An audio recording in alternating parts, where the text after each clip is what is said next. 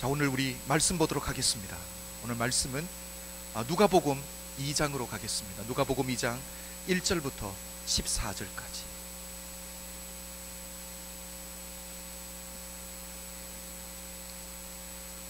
누가복음 2장 1절부터 14절까지.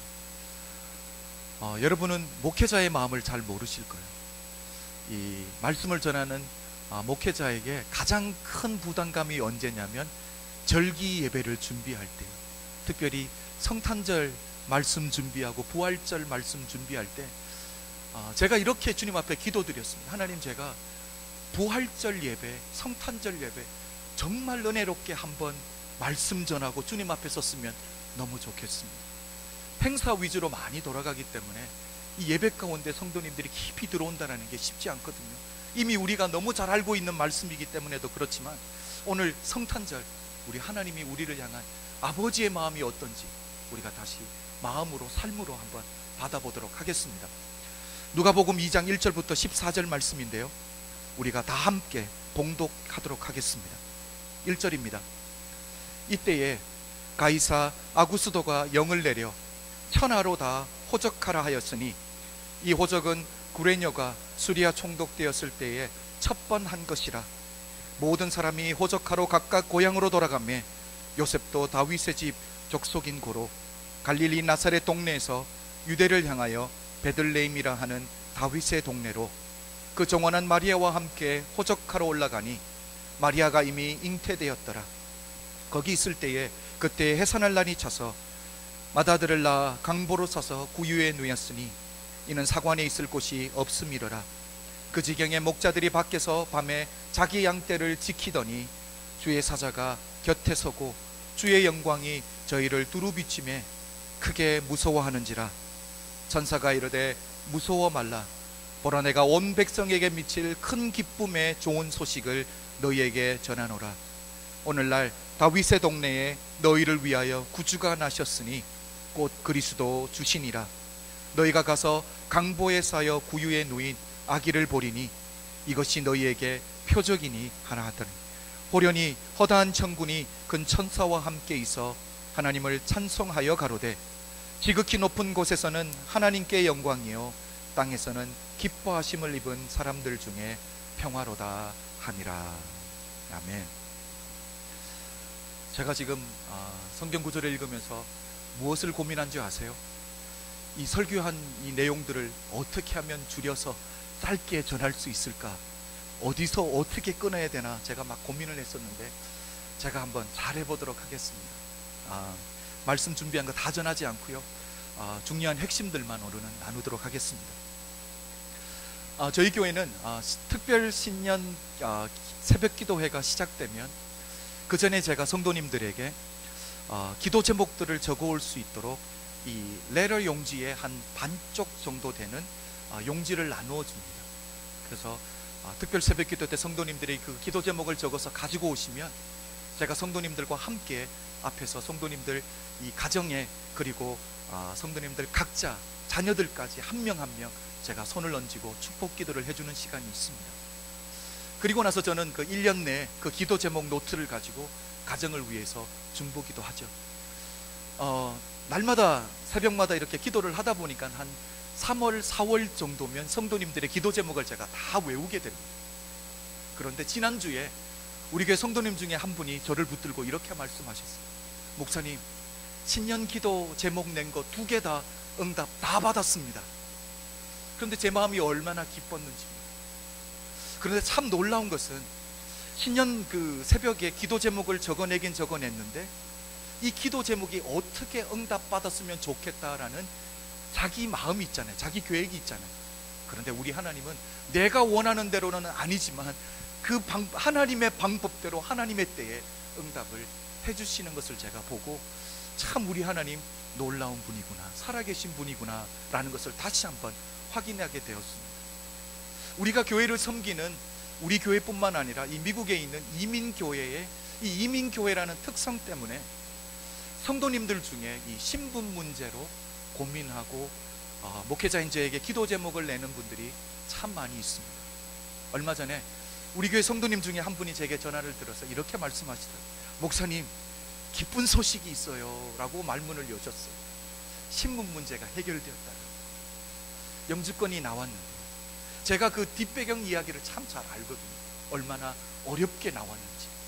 여러분, 영주권을 신청하는 분이라면 그 서류들을 얼마나 알아서 잘 첨부해서 신청했겠어요. 그런데 매번 이것이 부족하다, 저게 없다, 여러 번 중간에 꼬이고 나니까 염려가 참 많이 됐었거든요. 저도 함께 기도하고 있었지만 궁금도 하고. 그런데 집사님이 제게 말씀하신 표현 그대로 제가 기쁜 소식을 듣게 되었습니다. 저는 그 소식을 들었을 때 제가 얼마나 행복했는지 몰라요. 제가 얼마나 기뻤는지 몰라요. 여러분, 목회자인 제가 그 소식을 듣고 왜 그렇게 행복하고 기뻤는지 여러분 아세요? 성도님들이 기도 제목을 내고 하나님 앞에 기도하고 기도 응답을 받은 것을 보고 기뻐하는 것을 볼 때 제가 행복했지만, 그것보다 더 행복했던 이유는 성도님들이 제게 말 한마디, 목사님에게 가장 먼저 전해드립니다, 이 말이 제가 얼마나 행복했는지. 그렇잖아요. 함께 기도해 주셔서 고맙습니다 라고 이야기해 주는 거죠. 여러분, 성도님들이 기도 제목을 낸다라면 성도님들 삶 가운데 문제가 있다라, 어려움이 있다라, 그때 목회자를 기억하고 기도 제목을 함께 나누고 하나님이 응답해 주셔서 그 기쁜 마음, 그 감격하는 마음을 목사와 함께 나누고 싶다라는 것, 여러분, 이것이 저를 목회자로 인정해 주는 것, 저를 존중히 여겨주는 거잖아요. 저는 그것이 정말 기뻤습니다. 여러분, 여러분의 인생, 특별히 온 한 해를 한번 돌아보십시오. 여러분에게 얼마나 많은 소식들이 전해졌습니까? 기쁜 소식들도 있었을 거예요. 슬픈 소식들도 있었을 거예요. 염려되고 걱정되는 소식들도 있었을 텐데, 여러분 한번 생각해 보십시오. 여러분이 올해 들려진 소식들 중에 가장 기뻤던 소식이 무엇입니까? 한번 생각해 보십시오. 오늘 본문을 보면 천사의 표현 그대로 하면 온 백성에게 미칠 큰 기쁨의 좋은 소식이 전해졌습니다. 그런데 이 기쁜 소식이 누구에게 전해졌냐면 베들레헴 가까이서 양을 치던 목자들에게 가장 먼저 전해졌다. 저는 이 부분을 보면서 왜 이렇게 귀하고 역사적인 소식, 이렇게 소중한 소식, 그렇잖아요, 인류를 구원한 우리의 메시아가 오셨다라는 이 소식이 목자들에게 가장 먼저 전해졌을까라는 질문이 제게 먼저 들었습니다. 그 이유가 뭘까를 생각해 보니까 우리가 세상에 살면서 이 세상의 관점이 세상의 관점으로 생각하고 세상의 관점으로 사물들을 바라보는 게 우리 몸에 벌써 익어버렸다는 거. 여러분 한번 생각해 보십시오. 제가 생각할 때도 하나님이 왜 목자들에게 먼저 이 좋은 소식을 전해줬을까? 그렇잖아요. 그 당시에 분명히 교계에서나 아니면 사회적으로도 이 목자들보다 훨씬 더 영향력 있고 존귀함을 받는 사람들이 얼마나 더 많이 있었겠어요. 종교계를 보면 분명히 존경받는 제사장들이 있었을 거고요, 영향력 있는 서기관들도 있었을 거고, 그래도 사람들이 존귀히 여기는 바리새인들도 있었을 텐데 왜 힘없는 영향력 없는 목자들을 주님이 선택하셨을까요? 사회적으로 봐도 배우지 못했습니다. 가진 것도 없습니다. 이렇게 힘없고 연약한 목자들을 주님이 선택하신 이유가 뭘까냐는 이 질문이 제게서 떠나지 않았습니다. 그런데 어저께 저녁에 제가 말씀을 계속 묵상하는데 하나님이 제 이 머리를 탁 쳐주시는 느낌이 들었어요. 그러면서 깨달은 게 뭐냐면, 그래서 이게 기쁜 소식이라는 것, 그래서 이게 복음이라는 것. 여러분, 복음이 무엇입니까? 복음은 은혜로 주어지는 것인 줄로 믿습니다. 자격이 있어서 내게 들려진 게 복음이 아니라는 거예요. 여러분, 내가 공로가 있어서, 내 의가 있어서 하나님이 내게 복음을 전해주신 게 아니라는 거죠. 그런데 우리는 세상에 살면서 이 세상적인 관점이 우리의 생각과 우리의 전 삶을 주장하다 보니까 우리는 이런 일들이 있으면 어떤 눈으로 바라봅니까? 그렇잖아요. 무엇이 더 효과 있을까? 그렇죠. 무엇이 더 실용적일까를 먼저 생각하는 게 우리더라니까. 그렇잖아요. 기쁜 소식이 빨리 전파되는 방법이 뭘까? 우리는 방법론을 늘 생각하거든요. 우리는 결론을 중요하게 생각하잖아요. 그런데 우리 주님은 과정을 중요하게 보시는 거예요. 여러분, 효과면으로만 따진다면 영향력 있는 정치가나 아니면 학자나 재벌이나 오늘날 영향력 있는 운동선수들, 인터테이너들 얼마나 많이 있습니까?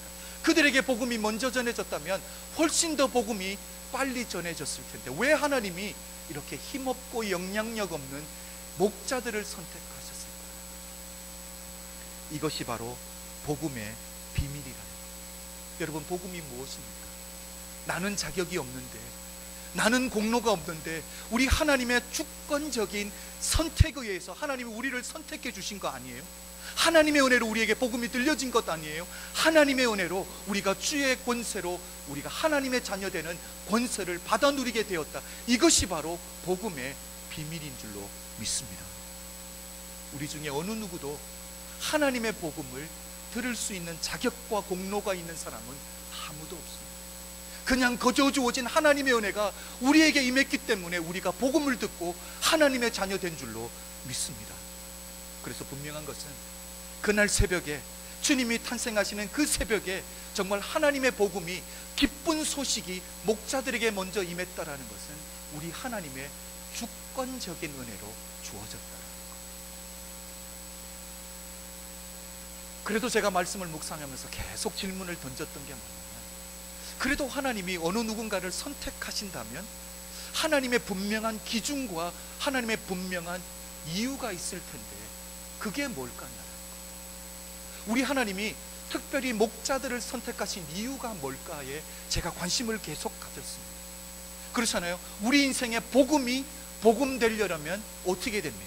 복음이 들려올 때 우리가 복음에 반응할 수 있는 믿음이 우리 안에 있어야 되는 줄로 믿습니다.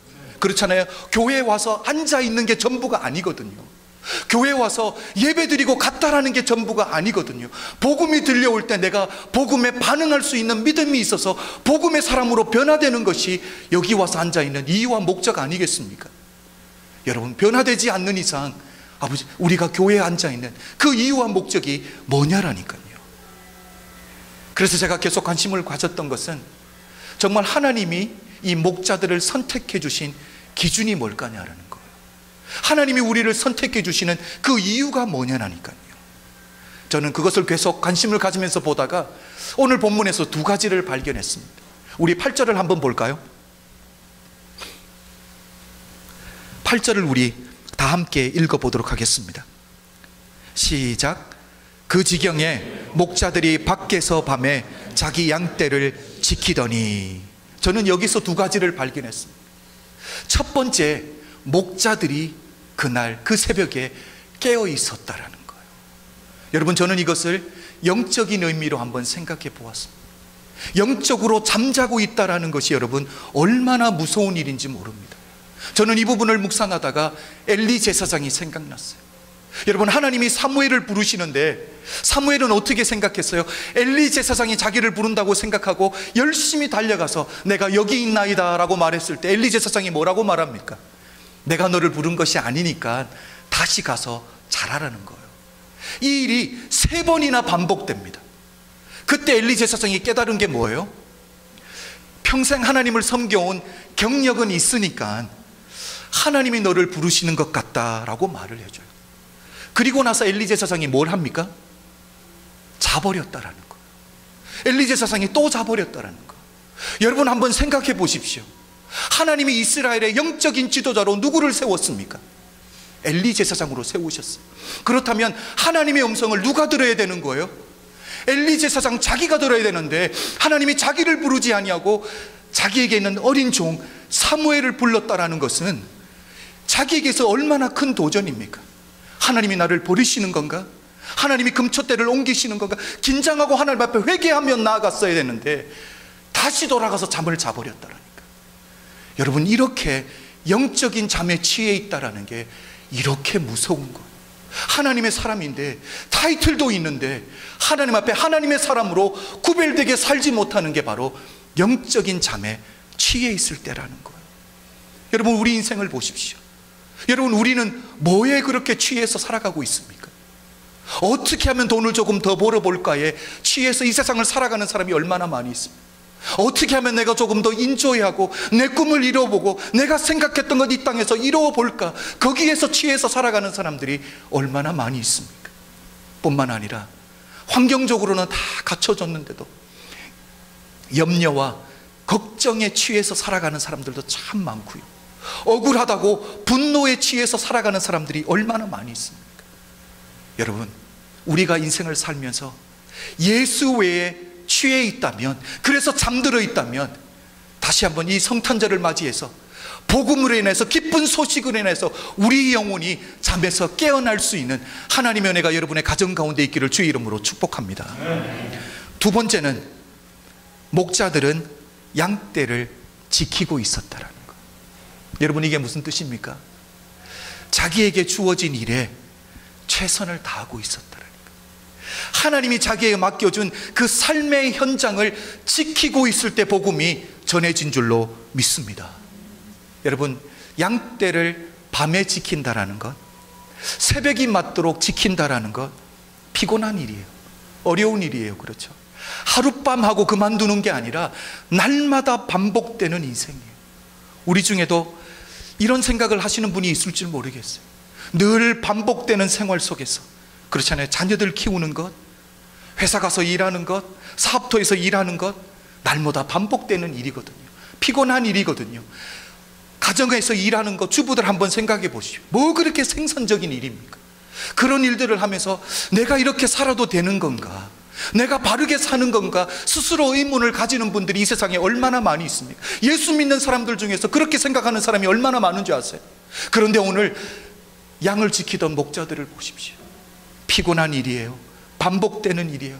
양을 키우는, 양을 지키는, 특별히 생산성이 없는 일을 하고 있는데, 하나님이 내게 맡겨주신 그 일, 하나님이 내게 맡겨주신 그 삶의 현장에서 삶의 최선을 다하고 있을 때, 그때 복음이 들려졌다라는 사실이에요. 언제 들려집니까? 하나님이 맡겨주신 그 삶의 현장에, 그 삶의 그 자리를 다 지켜내고 있을 때 복음이 들려진다라는 사실이에요. 여러분, 하나님이 맡겨주신 가정을 지켜내십시오. 하나님이 맡겨주신 여러분의 신앙의 자리를 지켜내십시오. 그것이 바로 복음이 들려지는 비밀인 줄로 믿습니다. 오늘 하나님이 우리에게 두 가지를 말씀해 주셨어요. 기쁜 소식을 들을 수 있는 조건이, 기쁜 소식을 들을 수 있는 이유가 무엇이냐면 두 가지라는 것. 우리가 잠에서 깨어 있어야 되고요, 또한 우리는 하나님이 우리에게 맡겨주신 삶의 그 현장을 잘 지키고 있어야 된다는 사실이에요. 이 두 가지를 잘 기억하고 지키며 살아갈 때 여러분의 삶 가운데 복음이, 복음되는 역사가 이루어지기를 간절히 주의 이름으로 축복합니다. 우리 마지막 찬양 부르겠습니다.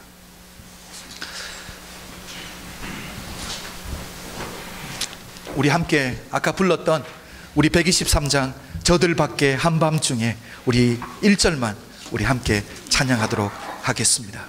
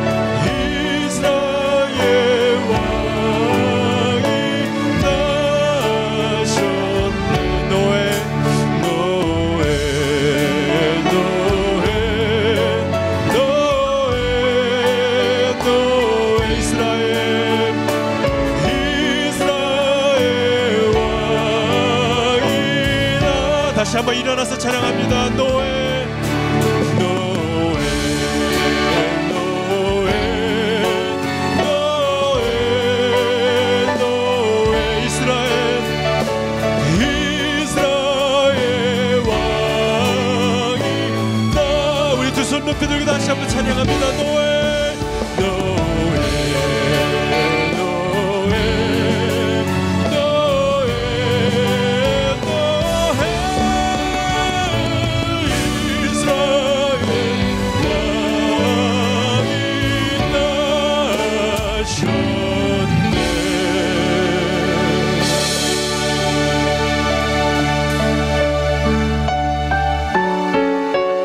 그렇습니다. 우리 주님은 이스라엘의 왕으로만 오신 것이 아니라 온 인류를 구원하시는 메시아로, 구원자로, 나의 왕으로, 우리의 왕으로 오신 주님인 줄로 믿습니다. 아버지 하나님, 우리 삶 가운데 그 주님을 모셔드리게 하여 주시고, 아버지 하나님, 우리 삶 가운데 주님을 붙들고 살아드리는 아름다운 아버지 하나님 신앙의 모습들이 우리 가운데 나타나게 하여 주시옵소서.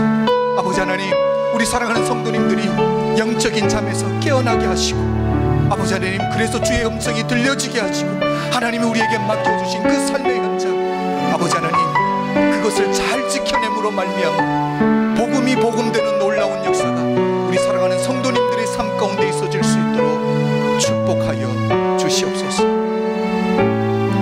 아버지 하나님, 이 시간 다시 한번 주님께서 우리에게 허락하신 것들 주님 앞에 돌려드렸습니다.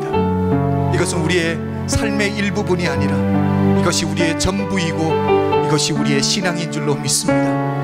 아버지 하나님, 우리가 드린 것들로 인하여서 주님의 나라가, 주님의 교회가 이 땅 가운데 든든히 세워지며 복음이 전파되는 통로로 사용하여 주시옵소서. 지금은 우리 주 예수 그리스도의 은혜와 독생자를 아낌없이 허락하신 하나님 아버지의 극진하신 사랑과 성령님의 감화 감동 역사하심이 오늘 이곳에 모인 모든 성도님들 머리 위에 지금부터 영원토록 함께 계실지어다. 아멘.